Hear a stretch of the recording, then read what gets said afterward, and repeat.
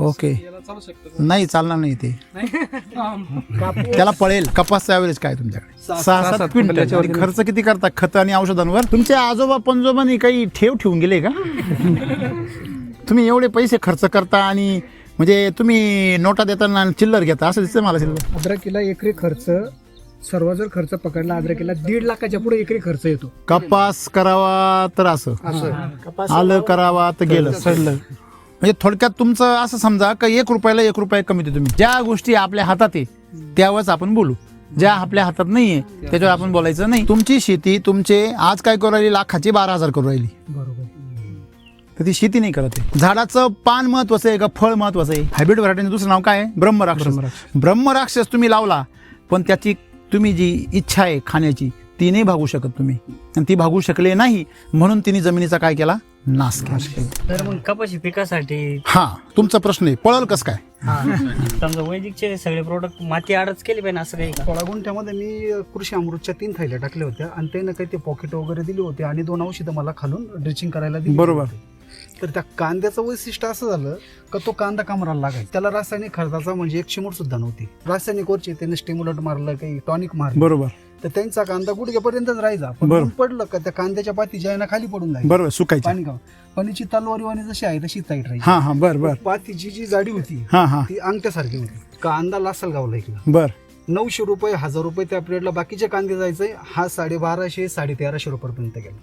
तर मला त्या 16 गुंठ्यामध्ये 76 क्विंटल कांदा निघाला. आम्ही जरी शासनासारखे काही योजना आणत नसलो किंवा आमच्याकडे काही आश्वासनं नसले तरी पण आम्ही तुम्हाला एवढी खात्री देऊ शकतो का आम्ही तुमची माती सुपीक करू. मग त्या सुपीक मातीत काय पिकवायचं तुमचं तुम्ही बघा. तुम्ही सगळेजण इथे काय म्हणून आलेत बुवा? असं मार्गदर्शन मिळायला पाहिजे. मार्गदर्शन सर काय मार्गदर्शन? कारण आज जे शेतकरी लावणाऱ्यांना काही समस्या प्रोडक्ट नुसार शेती करणार आहे तिथून तुम्हाला शेतीमध्ये वापरायचंय जे केमिकल मुळे त्रस्त झाले सर, जे आद्रकी खराब व्हायला लागला, इतर पीक तुम्ही काय काय पीक आहे तुमच्या भागामध्ये? कापूस, मका, कापूस. हा ओके नाही चालणार नाही ते त्याला पळेल. पळवेल, फास्ट पळेल ते पळवेल. कपाशी मका आपण अनुभव घेतला ना, सुरुवातीला बाग 1-1.5 वर्ष वाढलाच नाही. ज्यावेळेस आपलं हत्तीला जर केळी खाऊ घातली तर हत्ती चालेल चालेल, पण वाघ पळेल. बाग पळेल. थोडक्यात एक उदाहरण काय आहे की याच्यामध्ये तुम्ही जर पाहिलं तर जसं आपल्याला एक लक्षात ठेवायचं आहे की तुमच्याकडे समजा तुम्ही म्हणता कपास करता तुम्ही, मग कपासचा ॲव्हरेज काय तुमच्याकडे? 6-7 क्विंटल. आणि खर्च किती करता खत आणि औषधांवर? पहिली गोष्ट हिशोबाचा नाही. तर एक सरासरी सरासरी जर या वर्षी किती केला? या वर्षी आमचा एकरी जर म्हटलं तरी 20-25 हजार रुपये खर्च. म्हणजे खत आणि औषध हो, खत, औषध 5 फवारण्या कुठे गेल्या नाही सर? 5 फवारण्या. फवारण्याच्या वरती. आणि सर्व मेहनत सर. पत्त्या पडत्या हे होतं सगळं म्हणजे त्याच्यात गळ होऊन गेली का प्रॉब्लेम आला का फवार मार? फवारा हा एक फवारा 5 फवार केवढे झाले? 5 फवार ते केमिकल सरासरी 1000 रुपयाचा. हो हो जास्ती सर. 1000 काय होतं सर? सुरुवातीचे फवारे 1,500-2,000 कुठे गेला नाही सर? म्हणजे 10,000 रुपये फवाऱ्यात हो आरामशीर झाला सर. आरामशीर. तुमच्या भागामध्ये. आणि खताचे डोस किती? खताची डोस करतो. 3 डोस. एक गोण्या का 2 गोणे? एक गोणे असते. एकरी म्हणजे ते जवळजवळ 17-51 5,000. 7,000 सर. 7,000. 7 आणि हे पहिले 10 17,000 17. आणि 2-3 हजार बाकीचे. पोषक मारलं हे मारलं ते मारलं. ते आलं नाही सर नाही त्याच्यामध्ये. पोषक बिषक. टॉनिक वगैरे सर्व. बरं म्हणजे 20,000 रुपये तुम्ही 15 ते 20,000 रुपये तुम्ही कपासला करता. कपासला आणि मग उत्पन्न किती येतं? 5-6 क्विंटल. 6-7 क्विंटल याच्यावरती नाही सर. भाव नाही एकच वर्ष 14,000 भेटले. तुमच्या आजोबा पंजोबांनी काही ठेवून गेले का? तुम्ही एवढे पैसे खर्च करता आणि म्हणजे तुम्ही नोटा देताना चिल्लर घेता असं दिसतंय मला. चिल्लर नाही हा? मग तुम्ही जिवंत कसे? उगाच खाण्यापुरतं होतं सर, त्याच्यामध्ये घर चालवण्यापुरतं. आणि अद्रक करतो सर. अद्रकीला एकरी खर्च सर्व जर खर्च पकडला अद्रकीला 1.5 लाखाच्या पुढे एकरी खर्च येतो. तुमचं आम्हाला सांगा करा ना बरं का. आम्ही जरी शासनासारखे काही योजना आणत नसलो किंवा आमच्याकडे काही आश्वासनं नसले तरी पण आम्ही तुम्हाला एवढी खात्री देऊ शकतो का आम्ही तुमची माती सुपीक करू. मग त्या सुपीक मातीत काय पिकवायचं तुमचं तुम्ही बघा. सुपीक मातीमध्ये काय पिकवायचा हा तुमचा निर्णय. मग तुम्ही कोणतंही पीक घ्या. बरोबर आहे. ते पीक सक्सेसफुल करेपर्यंत आम्ही तुमचा पिच्छा सोडत नाही. आणि तुम्हाला यश मिळालं का मग आमच्याबरोबर राहा, नाही तर नका राहू. बरोबर आहे. तर पहिल्यांदा यश चाखून देणं ही आमची जबाबदारी. काही शेतीमध्ये सक्सेस आहे. आणि यश भेटल्यावर आम्हीच सोडणार नाही सर तुम्हाला. भेटलंच आम्हाला. चांगलं आहे ते, उलट चांगलं आहे ते. पण मग ते काय होतं, आपण म्हणतो ना काहींना यश पचत नाही ना. पण का हो, गरिबी माणूस किती दिवस सहन करतो, श्रीमंती आली की लगेच माज होतो आहे ना. त्याच्यामुळे देव देत नाही म्हणून बरं आहे. आहे की नाही. एखाद 2 जण गावात माजले तर तो देव सहन करील, सगळेच माजायला लागले देव काय करील, कोणाला सांभाळील. तर तुम्ही म्हटले अद्रकला किती खर्च करता? 1.5 लाख रुपये खर्च आरामशीर येतो. 1 ते 1.5 लाख रुपये फिक्स. खत आणि औषध किती येतो? खत आणि तिथे सर्व औषध धरून. 70-80 हजारापर्यंत बरं, उत्पन्न किती निघतं? झालं कधी ते बाजार- झालं तर नाही, सरासरी. आणि, वातावरण नाही सर मॅच आमच्याकडे. सर त्याला बुरशीचा प्रॉब्लेम येतो ना. बुरशी एकरी जर आली 100 तर- सड लागते, सड. सर लागते सर. भेटतं आम्हाला. एकरी 100 त्याच्यावर नाही. काय बस सर. बस एकरी 100 काय काय बात करता? आल्याचं आल्याचं उत्पन्न आलं तर आलं, नाही तर गेलं. तेच होतंय या 3-4 वर्षापासून आहे ना. आम्ही भाव नव्हते त्यावेळेस 3 वेळेस रोटर मारलेलं आहे, रोटावेटर. कपास करावा तर असं, आलं करावा तर गेलं, सडलं. 11,000 रुपये प्रति क्विंटल. बरं, अजून काय करता? अजून दुसरं? करतो उन्हाळी. मकाचं बी. मका किती होती ॲव्हरेज? मका आवरेजली आमच्याकडे अच्छा अच्छा. हा ठीक हा, आहे. 20-25 हा? पर्यंत एकरी. 20-25 याच्यावरती नाही. 25 पर्यंत. तुमच्याकडे नाही होत? तुमच्या किती होती? 12 ते 15. मालेगाव 15. हा बा, मालेगाव 15. मग सर मग आम्ही ना 3 डोस टाकायचे करतो, हा, त्यामुळे आम्हाला ते 20-25 25 पर्यंत आम्ही जो आरामशीर शेतकरी घेतो 1 किंवा 2 डोसावर थांबतो. त्याचं उत्पन्न कमी सर. म्हणजे मका तुमची 15-16 पर्यंत जाते, आणि जर जास्त खर्च केला तर 20-25 पर्यंत जाते. एकरी जास्त होती थैलीला समजा 20-22 एकरी सरची खरीपची मक्का जी आहे हा. ना ती एकरी 25 ते 30, जास्तीत जास्त 35 पर्यंत जाते. बर. आणि जी रब्बीची मक्का जी असते ना, जे चांगलं जे काही त्याचं जर टेक्निकल जर कधी चांगलं असेल तो कमीत कमी 40-45 पर्यंत पोहोचतो. त्याच्या अपवाद. पुढं नाही जाणार. अपवाद. हो, अपवाद. म्हणजे सर्वच जण सारखे पोहोचणार नाही. अच्छा. 35 म्हणजे मका, कपास या सगळ्यांची ही परिस्थिती आहे. बर. म्हणजे थोडक्यात तुमचं असं समजा का 1 रुपयाला 1 रुपया कमी देतो तुम्ही. वर्षाला एकरामध्ये 1 लाख घालायचे आणि 1,000 लाख कमवायचे. तेवढ्यावर वर्ष या काळाच्या काढायला लावायचं. पैसा गेलेला आहे घरातून, तोच 1 लाख रुपये. आमची मेहनत नाही त्याच्यात. ती सोडून आहे. वा वा, सलाम. म्हणजे देश आहे ना हो मग. हा प्रधान देश म्हणते ना त्याला. नाही, असं आहे आता आपला भाव नाही त्यातला. हा हमी भाव नाही. नाही, तसं नाही. बघा, quality झाली सर. एक लक्षात घ्या, ज्या गोष्टी आपल्या हातात आहे त्यावरच आपण बोलू. ज्या आपल्या हातात नाहीये त्याच्यावर आपण बोलायचं नाही, आणि त्याच्यावर बोलून काही कामही नाही. कामा नाही. बरोबर की नाही? हा, पाऊस काय बाबा लईच पडतो, लईच पडतच नाही बाबा, हे यात काय बोलण्यात काय मजा नाही. तू कमी पडल्यावर काय करतो आणि जास्त पडल्यावर काय करतो हे तुझ्यावर अवलंबून आहे. नाही पण आता मका तुम्ही 2300 ना 2800 रुपये हमी भाव. नाही बाबाचं 1200 ने खरेदी करू. मला काय म्हणायचंय हे लक्षात घ्या. तुम्हाला त्यांनी कोणी सांगितलं पाकवा तुम्ही पिकवा म्हणून? हा मग शासनाचा. तुम्ही मका पिकवा आणि आमचं डोकं पिकवा असं कोणी सांगितलं का? नाही. तुम्हाला स्वतंत्र आहे ना. तुमची शेती तुमचे आज काय करू राहिली, लाखाची 12,000 करू राहिली. बरोबर. तर ती शेती नाही करत आहे, तुमची मती करू राहिली. मती म्हणजे काय? आपली जी बुद्धी आहे ती बुद्धी उलट्या खोपडीने चालती. काही चालती उलटी. मला सांगा, झाडाचं पान महत्वाचं आहे का फळ महत्वाचं आहे? पान महत्वाचं. बोला. पान. आमचं लक्ष कुठं असलं तरी राहतं? आमचं लक्ष कुठं राहतं? आमचं लक्ष कुठं राहतं?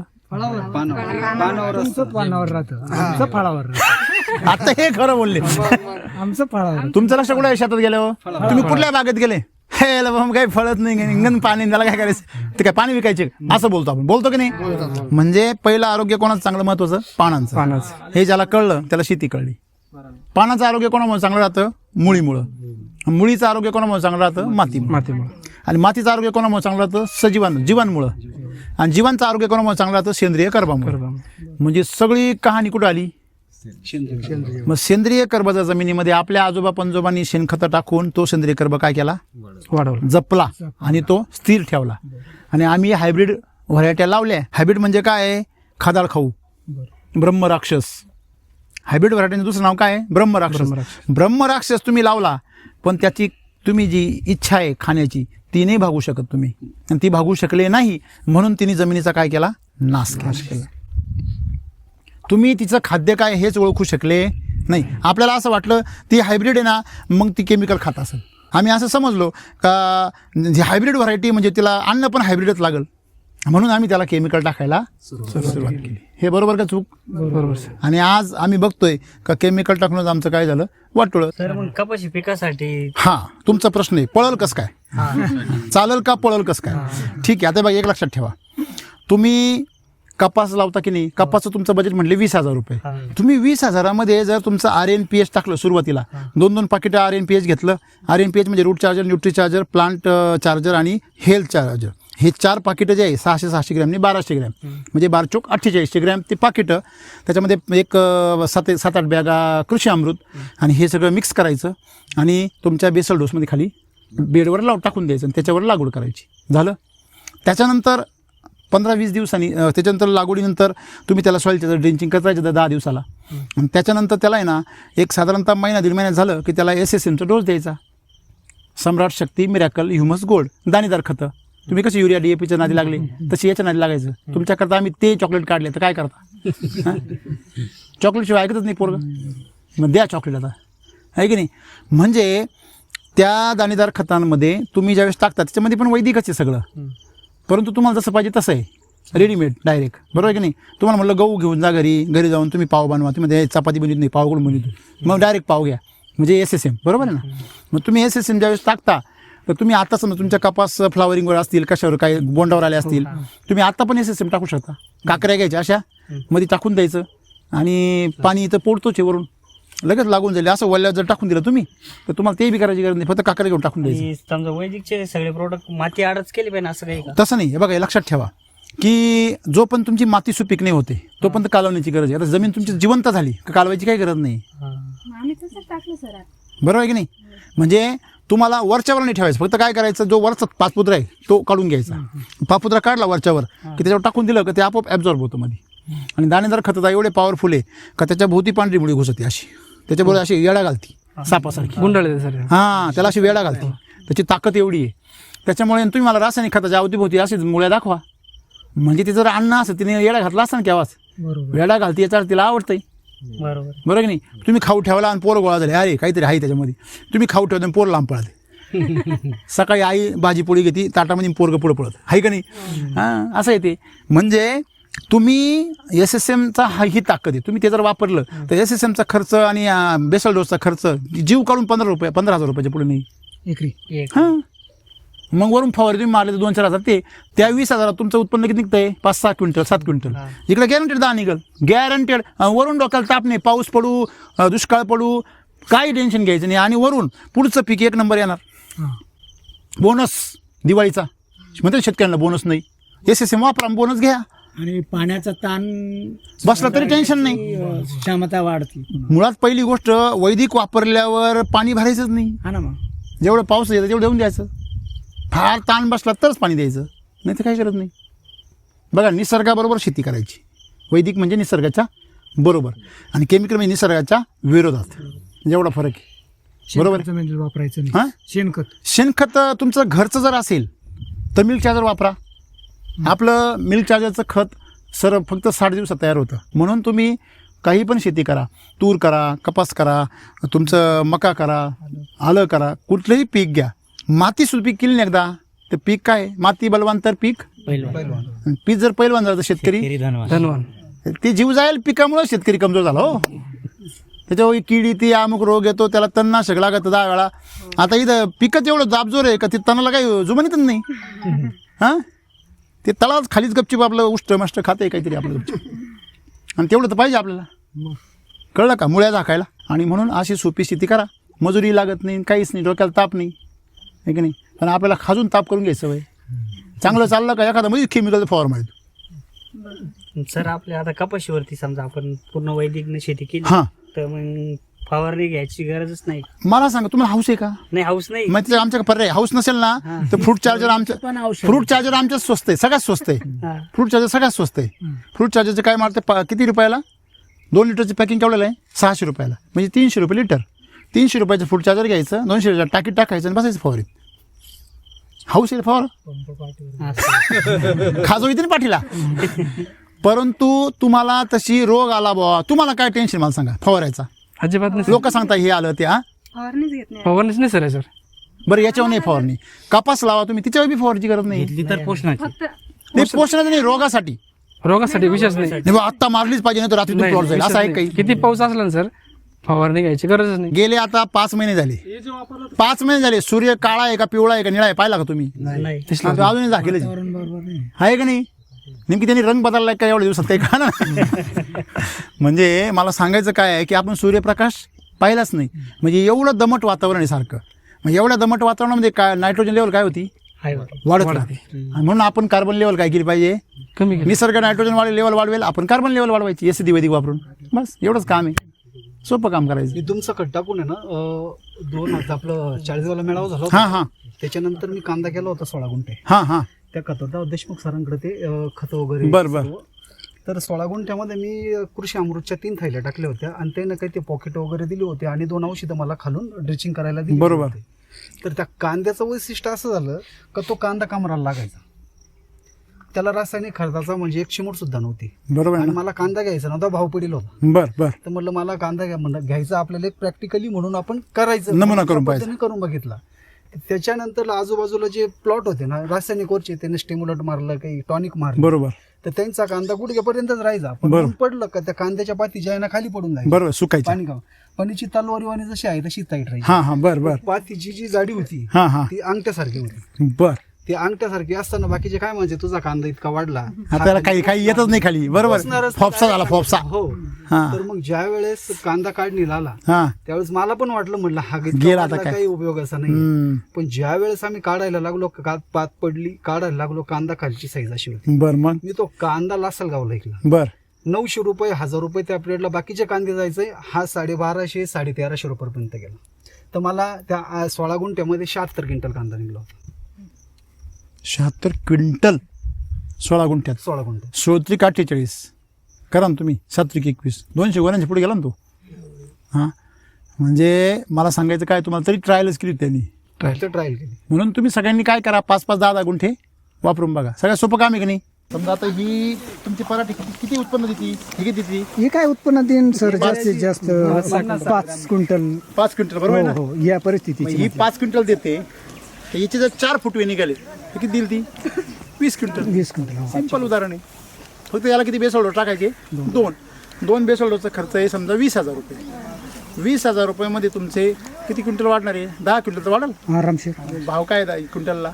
7-8 रुपये 8,000 रुपये 7 ते 8. तुम्ही जर 10-15 हजार रुपये खर्च करून जर 50-60 हजार रुपये वाढणार असतील तर 1 रुपयाला झाली ना परत 5 रुपये आहे की नाही.